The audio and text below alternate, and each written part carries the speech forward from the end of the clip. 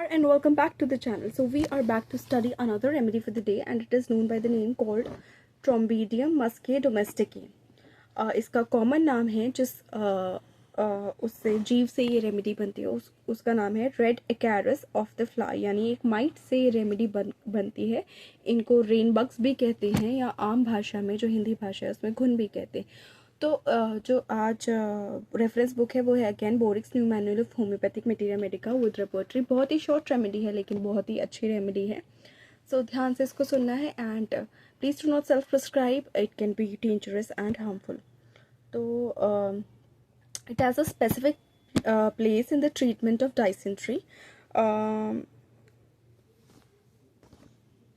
तो ये डाइसेंट्री में एक बहुत ही अच्छा रोल प्ले करती है।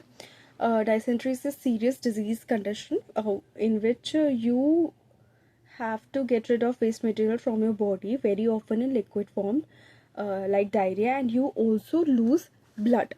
उसके बाद symptoms are worse by food and drink, यानी कुछ भी खाएंगे कुछ भी पिएंगे तो डाइसेंट्री का सिम्टम बढ़ेगा ही बढ़ेगा। एब्डोमेन में severe pain before and after stool, stool only after eating के बाद स्टूल जाना ही जाना है। Gripping in the hypochondrium in morning, gripping होती है किसी चीज़ को बहुत टाइटली होल्ड करना, तो ऐसी सेंसेशन होती है हाइपोकॉन्ड्रियम में मॉर्निंग में। हाइपोकॉन्ड्रियम क्या है?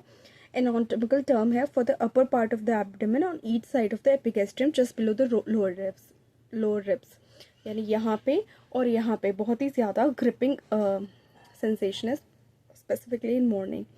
Congestion of the liver with urgent loose stools on rising, liver का कंजेशन है और जैसे ही उठता है कोई इस रेमेडी का पेशेंट, उसमें उसको फिर अर्जेंटली लूज स्टूल्स पास करने पड़ते हैं। Brown thin bloody stools with tenesmus, dysentery का एक और सिम्टम या साइन देखने को मिलता है इसमें, जिसमें ब्राउन थिन ब्लडी स्टूल्स होते हैं टेनेस्मस के साथ। Tenesmus is the persistent and often painful feeling of needing to have a bowel movement or urinate even when the bowels or bladder are empty.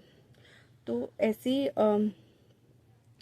ऐसा बाउल मूवमेंट यहाँ पे देखने को मिलता है कि मतलब ऐसा दर्द स्टूल, क्योंकि यहाँ पे स्टूल के बारे में बात हो रही है तो टेनेस्मस ऐसा लगता है कि तुरंत जाओ, लेकिन फिर भी प्रॉपरली इवैक्यूएट नहीं होता, फिर लगता है फिर से जाओ, ऐसा दर्द या ऐसी फीलिंग सेंसेशन देखने को मिलती है।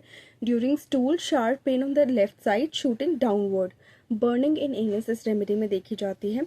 और साथ साथ क्योंकि ये रेमेडी एक तरीके के माइट से बनी है जिसको रेड वेलवेट माइट भी कहते हैं, या तो इसकी जो फैमिली है वो बेसिकली है फ्लाई फैमिली से आती है, ये ट्रॉम्बिडीडे फैमिली जिसको बोला जाता है। यहाँ पे डोज की बात करें तो 6 to 30th potency is recommended by boric and clinical experience में वेरी कर सकती है। इसमें जो मार्क्ड सिम्टम है वो डाइसेंट्री का है, तो जहाँ पे ऐसे कोई एपिडेमिक्स फैले हुए हों वहाँ पे भी ये रेमेडी अच्छा काम कर सकती है।